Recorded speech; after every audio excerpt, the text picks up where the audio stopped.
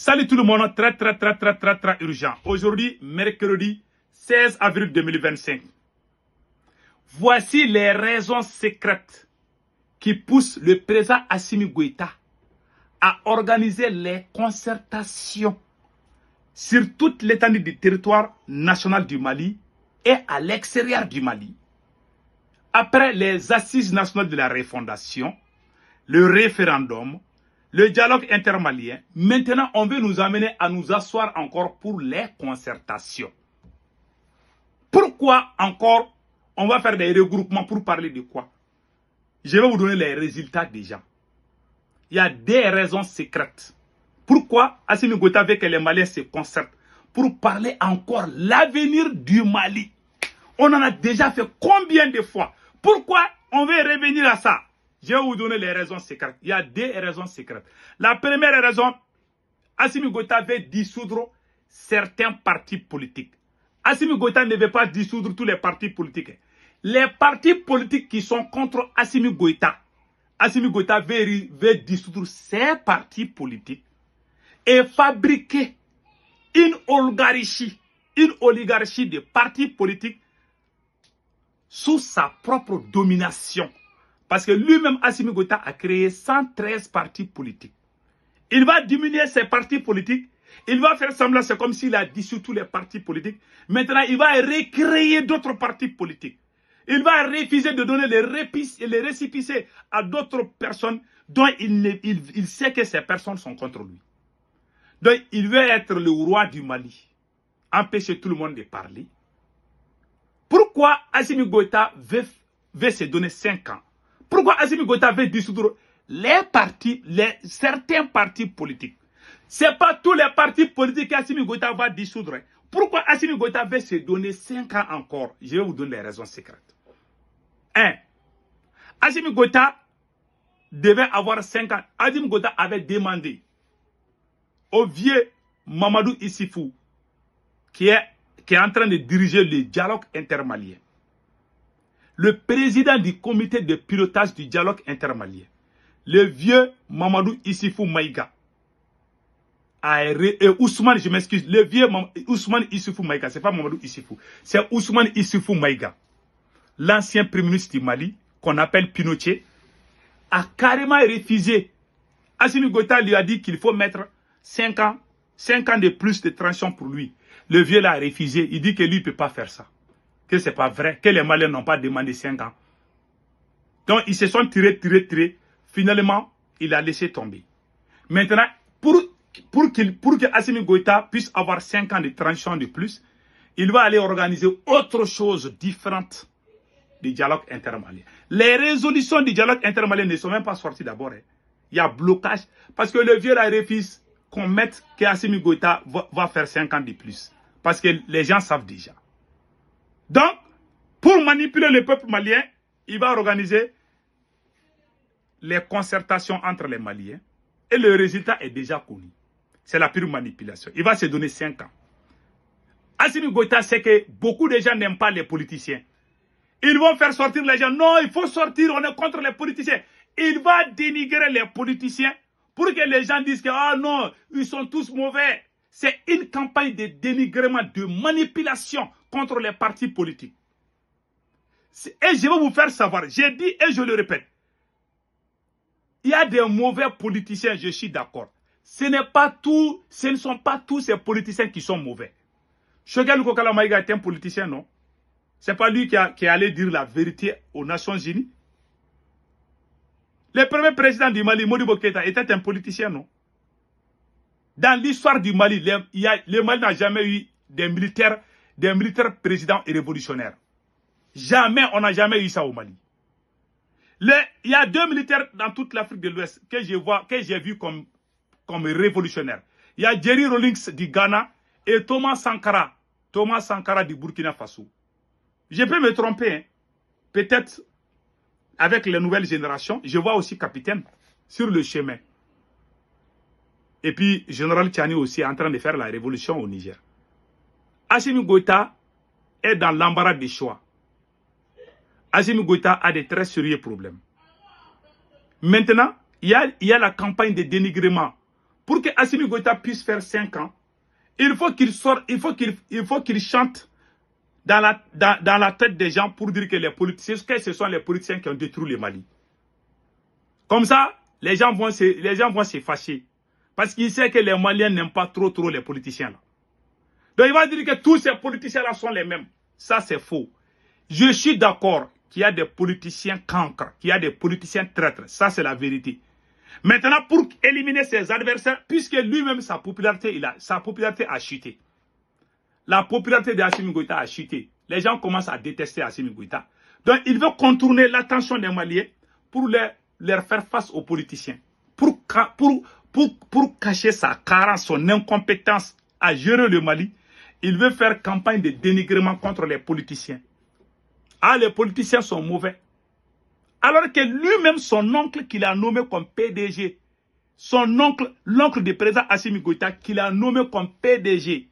PDG de quoi même là le PDG de la CMDT, Nango Dambélé, l'oncle maternel du président Assimi Goïta. Nango Dambélé. Nango Dambélé est l'un des membres fondateurs du RPM, le parti au pouvoir. Le parti dont l'origine de Adema qui a permis à la France de venir s'installer au Mali. L'oncle maternel du président Assimi Goïta, Nango Dambélé que vous voyez. Ça c'est l'oncle maternel du président Assimi Goïta, un politicien voleur. Il l'a nommé, il a volé, Assimi Goïta l'a limogé, mais il n'est pas parti en prison. Il avait été ministre de l'agriculture du président Ibrahim Boubacar Keïta, le même Nango Dambélé que vous voyez. Un grand voleur, un politicien voleur. C'est le petit frère de la maman de Assimi Goïta que vous voyez. J'aimerais que les gens, on ne va pas venir nous chanter les lois. Lui, il dit que les politiciens sont mauvais, mais lui, il a nommé tellement de politiciens à côté de lui. Parce qu'il est en fuite en avant, il faut qu'il montre aux gens que les politiciens sont mauvais. Mais lui, il est entouré par ces mêmes politiciens voleurs. Le ministre de l'économie du Mali, Ali Hussein Sanou, c'est un politicien. Il fait partie des mêmes politiciens là. Comme il y a des politiciens, quand leur bouche est dans le sucre là, quand leur bouche est dans le miel, ils ne vont pas parler. Ils vont dire, ah, les politiciens sont mauvais, alors qu'ils sont tous politiciens. Ça, c'est l'oncle maternel du président Assimi Goïta, qui a été ministre du président Ibeka, qui a été limogé à cause de son incompétence. C'est lui. Il est l'un des membres fondateurs du parti RPM, venu de l'ADEMA. Ce sont ces mêmes gars-là qui ont appelé la France pour venir s'installer. Donc l'oncle, je vous dis, ces militaires qui sont au pouvoir là, c'est des fils des politiciens. Ils disent rien contre leurs parents, hein, mais ils sont contre les politiciens aussi. Il y a d'autres politiciens qui veulent être présidents. Donc ils sont en guerre contre une partie des politiciens. Assimi Goïta n'est pas en guerre contre tous les politiciens du Mali. Les politiciens, il y a une partie des politiciens dont Assimi Goïta ne veut même pas voir. Mais lui, son oncle qu'il a nommé, depuis qu'Assimi Goïta est venu, il a nommé Nango Dambélé comme président. On a montré les rapports. Allez-y taper sur Google, vous allez voir le rapport du vérificateur général. À la CMDT, 6 milliards ont détruit. Dans les histoires d'Anguerla, plus de 80 milliards ont été détournés, dont la maîtresse du président Assimi Goïta et l'oncle du président Assimi Goïta font partir. Ils cachent la vérité aux gens. Moi, je ne suis pas dans l'hypocrisie. Ah, les politiciens sont mauvais. Toi, ton oncle est un voleur, non? C'est un politicien, non? Tu ne parles pas de ça. Tu sauf les tympans des gens. Ils ont des parents politiciens voleurs. Puisqu'il sait qu'il risque de perdre. Si Assimi Goïta organise les élections aujourd'hui, il va perdre. Il le sait bien. Donc, pour se donner 5 ans encore de plus, il va mettre dans la tête des gens que les politiciens sont mauvais. Comme ça, les gens vont dire, ah non, on ne peut pas laisser les militaires prendre les politiciens. Alors que lui-même, il travaille avec des politiciens. Lui, il est en train de travailler avec des politiciens. Les mêmes politiciens là. Il y a certains d'entre eux qui sont là-bas. Allez-y au CNT. Les politiciens sont tellement beaucoup là-bas. Allez-y dans tous les... C'est-à-dire que les postes stratégiques sont occupés par les mêmes politiciens et les militaires et certains militaires. Assimi Goïta n'est pas en guerre contre les politiciens. Assimi Goïta est en guerre avec une partie des politiciens. Voilà la vérité. Donc, ne vous effrayez pas, mes frères et sœurs. Vaguez à vos occupations. Le monsieur est un plaisantin. Il est en train de plaisanter, je vous dis. Donc, il veut se donner 5 ans parce qu'il a peur d'organiser les élections. Alors que c'est lui-même. Le Mali a voté une constitution à 97%. Les gens qui parlent du Burkina Faso, ah, le Burkina Faso, il y a ceci. Le Burkina n'a pas de constitution. Le capitaine a dissous la constitution burkinabé. Le général Tchani a dissous la constitution nigérienne. Mais le Mali, Assimi Goïta a promulgué une nouvelle constitution en 2013. Et Assimi Goïta a envoyé son ministre parce qu'il pensait qu'il allait gagner les élections. Assimi Goïta a envoyé le ministre de la Défense, général Sado Kamara, en Russie pour dire à Vladimir Poutine que lui, Assimi Goïta, aujourd'hui, il est prêt à organiser les élections. Donc, le ministre, comment on appelle là, le ministre, comment on appelle là, comment on appelle là, le ministre de la Défense est allé faire le discours en Russie. Je vais vous montrer ces discours-là tout de suite. Écoutons les discours. Voilà. Pour sa coopération solide et efficace, le monde entier envoie les résultats spectaculaires.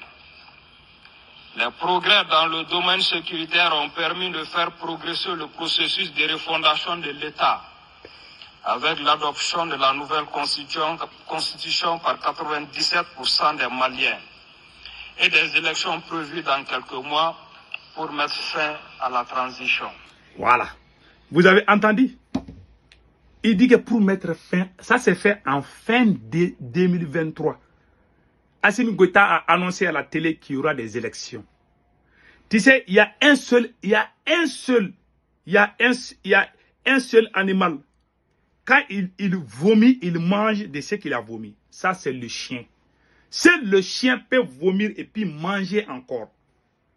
Un être humain ne doit pas vomir et puis manger ce qu'il a vomi. C'est un proverbe bambara.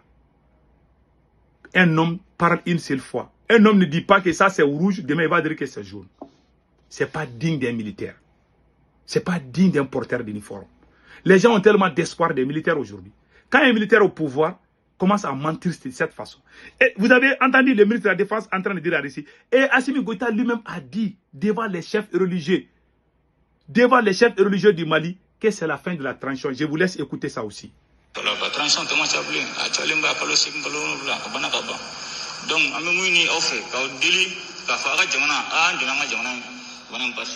Voilà.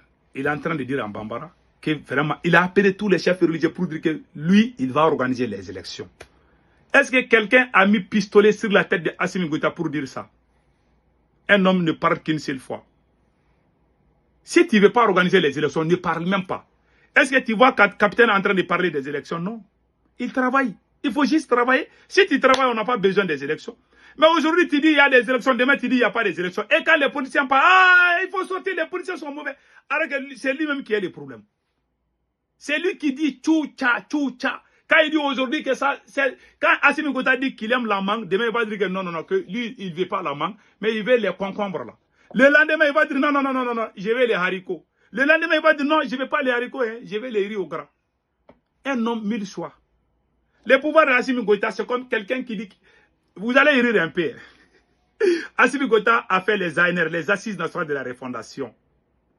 Il n'a pas tenu compte beaucoup de ses recommandations. Alors que c'était bien pour lui. Et Assimi Goïta a organisé les référendums pour la nouvelle constitution du Mali. Cette constitution a dit à Assimi Goïta même d'organiser les élections. Il a signé. Troisièmement, Assimi Goïta a organisé les dialogues intermaliens.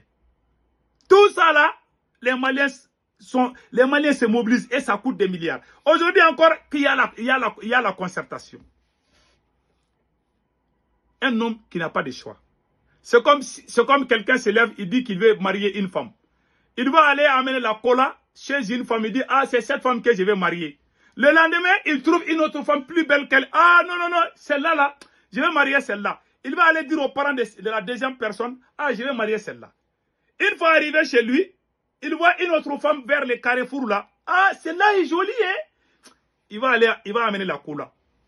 Parce que chez nous, quand tu veux marier une femme là, tu amènes la cola, les 10 colas. On appelle ça en Bambara Wouroutan.